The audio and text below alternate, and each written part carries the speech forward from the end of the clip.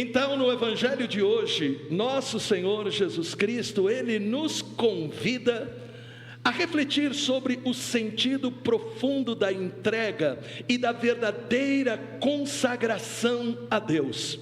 E como é que Jesus faz isso? Ele olha uma viúva pobre que em silêncio e humildade oferece no templo santo de Jerusalém 2 pequenas moedas, tudo aquilo que ela possuía para viver. Enquanto outros davam grandes ofertas que lhes sobrava, e Jesus então diz: em verdade vos digo, esta pobre viúva deitou mais do que todos os que lançavam o seu dinheiro no cofre. Portanto, aqui, meus queridos e minhas queridas, Jesus nos mostra que mais do que a quantidade da doação, o que importa primeiro é o coração com que se dá. Aquilo que nós ofertamos não é somente algo exterior. Aquilo que nós ofertamos tem que brotar do nosso interior, de um coração que de fato encontrou Deus, de um coração que é agradecido, de um coração que reconhece: sem Deus eu não sou nada. A viúva pobre deu tudo porque seu coração estava voltado realmente para Deus. A entrega financeira dela era um sinal de uma entrega interior, de uma vida realmente consagrada ao Senhor. Esta consagração é o ponto de partida. Quando o coração é de Deus, nossa oferta também vem de Deus. Jesus não quer simplesmente as nossas doações ou contribuições financeiras. Ele quer, antes de tudo, uma entrega, uma consagração. Ele quer o sinal de um encontro, aonde a pessoa diz: eu encontrei Jesus, a minha vida mudou, eu sou uma nova pessoa, eu sou uma nova criatura, passou o que era antigo, agora eu vivo uma nova realidade. A doação financeira, ela faz parte da vida da fé, mas ela deve ser a consequência de algo mais profundo. Essa consagração sincera de um coração que pertence ao Deus Todo-Poderoso. Quando o nosso coração está inteiramente entregue ao Senhor, toda a nossa vida se torna uma oferta, incluindo o nosso tempo, os nossos dons, o nosso trabalho, incluindo, é claro, também o nosso dízimo, a nossa oferta. Porém, nós temos que entender: a viúva, ao oferecer as suas 2 moedas, volto a insistir, ela confiava em Deus, não estava dando para se exibir, não estava dando para tentar comprar alguma coisa de volta, mas ela estava dando porque ela sentia no coração o agradecimento. Mesmo tendo pouco, ela sabia que Deus cuidava dela. Ela deu daquilo que ela tinha, sem medo, porque a sua segurança não estava nas suas posses, mas a sua segurança estava no Senhor. Esta é uma lição poderosa para nós, porque muitas vezes, meus queridos, infelizmente, nós nos apegamos àquilo que a gente tem: o dinheiro, os bens, o tempo, achando que assim nós teremos segurança. Mas tudo isso passa, o tempo corre. Se você observar, dava a impressão que ontem você era criança, hoje você é adulto, e amanhã você já vai estar mais próximo da eternidade. Verdade ou mentira? Verdade. O tempo passa num estalar de dedo. O trabalho também, ele chega num momento que você se aposenta. E se você não colocou a presença de Deus, quando você se aposenta, 2 ou 3 anos depois você está morrendo. porque você não sabe o que fazer, né, depois do seu trabalho. O dinheiro pode acabar. Basta a gente ver o que aconteceu no tempo, muitos aqui nem conheceram isso, mas no tempo do Collor, que todo mundo ficou com cinquentinha, né? Quer dizer, todo mundo não, mas a maioria, né? Ficou com 50, e se vire. Eu vi muita gente aqui, até da paróquia, que tinha vendido a casa, para comprar casa num outro lugar, e já não podia comprar, porque o dinheiro tinha desaparecido. Então, tudo passa, mas o que é que nos dá as forças para a gente não se entregar? Para a gente não perder a esperança? O que é que nos dá a coragem de continuar avançando? É essa entrega, esta consagração a Deus. A consagração do coração transforma a nossa vida. Quando nós oferecemos a Deus o nosso coração de maneira sincera, tudo aquilo que nós fazemos se torna uma expressão deste amor. Nossa doação, então, também deixa de ser apenas um gesto externo e se torna um ato de fé, um ato de agradecimento, um símbolo da nossa vida que pertence a Deus. É por isso que Jesus diz que a viúva deu mais do que todos os outros. Ela não deu, volto também a insistir nisso, ela não deu apenas dinheiro, por exemplo, o dízimo, a oferta ou uma doação para o programa Encontro com Cristo. Quando o outro dia a gente fazia a campanha dos R$5, R$5 foi, eu me inspirei aqui, eu falei, vamos fazer um teste para ver quantas viúvas nós temos aqui, porque R$5 é o preço de um café, e às vezes a gente gasta muito mais, né?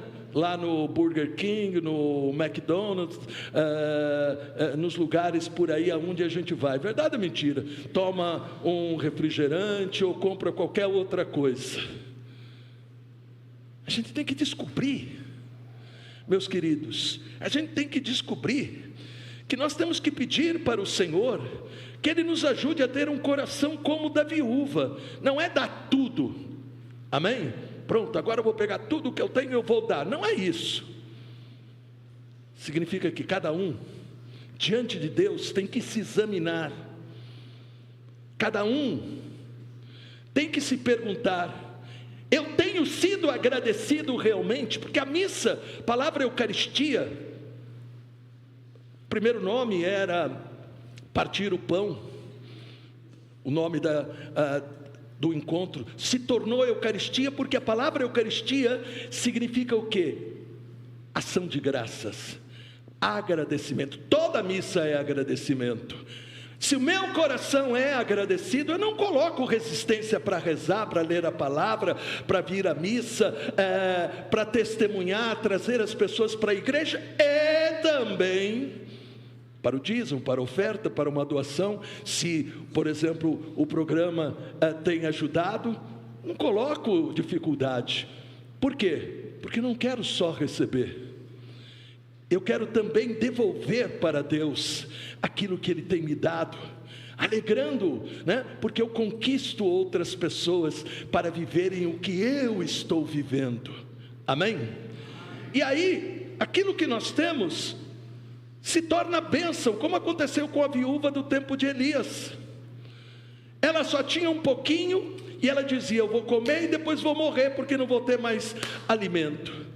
Mas quando ela obedeceu a palavra de Deus, o que é que aconteceu? Todos os dias ela tinha o necessário.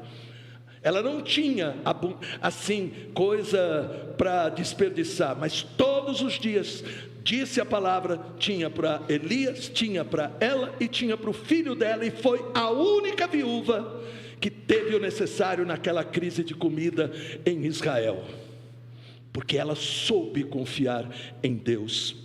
Eu quero encerrar com o testemunho de um jovem que o ano que vem ele vai ser canonizado no jubileu. O Papa Francisco quer canonizar este jovem, o beato Carlo Acutis, que apesar da pouca idade, morreu com 15 anos, hoje ele teria 33 anos, ele foi um jovem normal, adolescente, mas desde a sua primeira comunhão, prestem atenção, aqueles que colocam muita dificuldade para vir na igreja, ficam dando desculpa, eu não vou na igreja porque as pessoas assim, não, você não vai na igreja, e não culpa porque você não vai na igreja, porque dentro da igreja tem muita gente falsa tem em todo lugar, e em todas as igrejas, amém?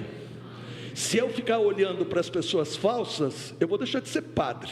Mas Jesus não deixou a missão dele, porque lá tinha um sem vergonha, Judas Iscariotes, que o traiu e o vendeu. Lá tinha 2 interesseiros que queriam sentar um à direita, outro à esquerda, e até o chefão, o Pedrão, derrapou, negando Jesus 3 vezes. Jesus desistiu? Então não vem com essa desculpa, eu não vou na igreja, porque às vezes você não vai na igreja porque você não teve um encontro com Jesus Cristo. Você não vai na igreja porque não abriu o coração para Jesus Cristo. Padre, o senhor está me ofendendo. Não estou ofendendo. Eu quero que você acorde, para que naquele dia em que você partir, você possa ser recebido na glória eterna. Amém? Como pai, eu não quero que você venha a ser condenado, porque Jesus não veio para condenar, mas para salvar. Eu quero que você se salve. Como pai, se um pai vê o filho seu mal criado, o filho dele é um encrenqueiro, por exemplo, na escola, mas a mãe é uma barraquenta, e ela vai lá, é meu filho. Não importa que é seu filho é mal criado, o seu filho não respeita o professor, o seu filho vive arrumando aqui confusão. O que tem que fazer o bom pai? Não é bater, mas tem que ajudar, corrigir, certo ou errado? Senão o seu filho depois vai crescer, por que aconteceu isso? Porque você não foi um verdadeiro pai, uma verdadeira mãe. Verdadeiro pai, verdadeira mãe não deixa o filho fazer tudo o que quiser, ajuda a seguir o caminho certo, e é isso que o padre tem que fazer, pai espiritual, amém? Carlos Acutis, depois da sua primeira comunhão, ele era de missa diária, criança de 7 anos, fazia todos os dias a visita ao Santíssimo Sacramento, terminava a missa, ele ainda ficava diante do Santíssimo, ele rezava a Bíblia, porque ele dizia, a Bíblia é meu GPS na vida. Ele dizia, a Eucaristia eu não posso faltar na missa, porque ela é a minha estrada que me conduz para o céu. Ele usou a internet, como todo jovem, né? Os mais velhos, às vezes a gente derrapa, é só chamar uma criança de 5 anos que ajuda a gente a resolver o problema. Ele usou a internet, ele ainda tem na internet um site lá maravilhoso sobre os milagres eucarísticos. Ele queria ajudar as pessoas a encontrarem o que ele tinha encontrado. Depois ele tinha um amor profundo por Nossa Senhora, ele rezava todos os dias o terço, todos os dias, como uma arma espiritual. E Nossa Senhora, em todas as aparições, ela fala a mesma coisa: rezem o terço, porque o terço completa a nossa oração pessoal, amém? Depois, quando sabia que a paróquia precisava de catequistas ou de qualquer outro trabalho, ele era o primeiro a se oferecer, não esperava ninguém chamar. Também descobriram depois, no diário dele, que ele oferecia como dízimo uma parte da sua mesada, porque ele era de uma família de classe média alta, né? Então ele tinha uma mesada, mas muitas vezes ele chegava em casa, não estou dizendo para você fazer isso, sem sapato, porque ele dava para alguém que precisava. Não estou dizendo para você fazer isso, porque Deus é que inspira a pessoa, amém? Muitas vezes ele chorava porque uma criança, um adolescente, quando ele via a pessoa necessitada, e ele saía muitas vezes naquelas equipes que levam a comida para os desabrigados, e na Itália tem muitos, porque são imigrantes que tiveram que fugir de guerras e outras coisas. Não é mendigo por mendigo que vive disso, mas muitas vezes é aquele que teve que fugir do seu país e fica lá pelas ruas. E ele fazia questão disso. Portanto, a pergunta para nós é: eu confio em Deus dessa forma? Eu sou capaz de realmente testemunhar para Deus, não para as pessoas, que eu sou agradecido por tudo aquilo que eu tenho recebido e ofereço.